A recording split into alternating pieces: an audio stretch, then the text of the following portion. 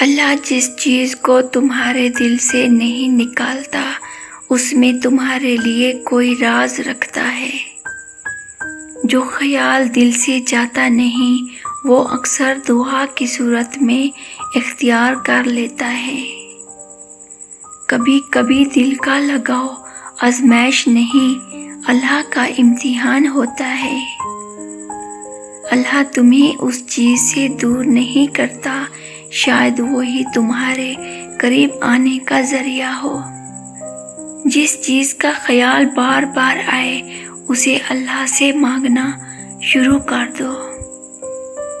کچھ جذبے اللہ کی طرف سے آزمائش ہوتے ہیں مگر بہت قیمتی سبق دے جاتے ہیں۔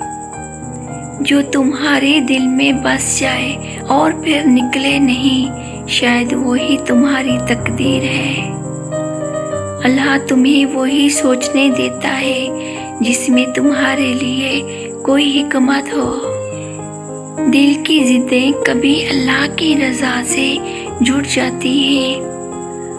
اگر وہ چیز تمہیں بے سکون کرے تو سمجھ لو وہ تمہارے حق میں نہیں۔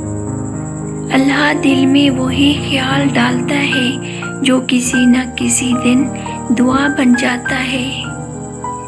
کچھ خیال تمہارے دل میں اس لیے رہتے ہیں کیونکہ وہ تمہاری روح کا حصہ بن چکے ہوتے ہیں۔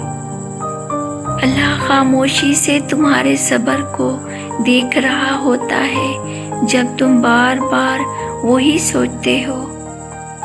جو چیز دل سے نہیں جاتی وہ قسمت میں لکھی ہو یا صبر میں آزمائی گئی ہو۔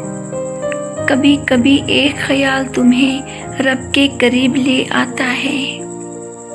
تم جس کو دل سے نکالنا چاہتے ہو شاید اللہ چاہتا ہے وہ تمہارے لیے باقی رہے۔ اللہ دل میں وہی رہنے دیتا ہے جو تمہیں سجدے میں لے جائے۔ بے سبب خیال نہیں آتے، ان کے پیچھے اللہ کی مرضی ہوتی ہے۔ تم جسے بھولنا چاہتے ہو اللہ اسے یاد رکھنے میں کوئی مصلحت رکھتا ہے۔ جو تمہیں مسلسل یاد رہے وہ تمہارے رب کا پیغام بھی ہو سکتا ہے۔ اللہ دل کے ہر جذبے سے واقف ہے، وہ تمہیں اس وقت تک نہیں بلاتا جب تک تم تیار نہ ہو جاؤ۔ کچھ چیزیں صرف وقت پر نہیں اللہ کے وقت پر ملتی ہیں۔ اللہ تمہیں اسی طرف لوٹاتا ہے جہاں تمہارا سکون چھپا ہوتا ہے۔ تم جسے دل سے نکالنا چاہتے ہو کبھی وہی تمہیں جینے کا حوصلہ دیتا ہے۔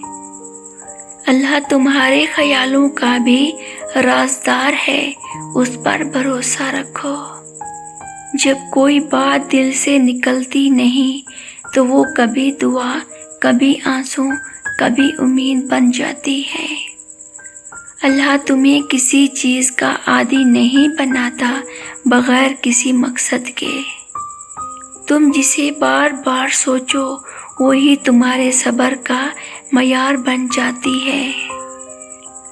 جو تمہارے دل میں بار بار آئے اس کے لیے سجدہ کر کے رو لو۔ کچھ خیال صرف دنیا کے نہیں آخرت کے راستے بھی ہوتے ہیں۔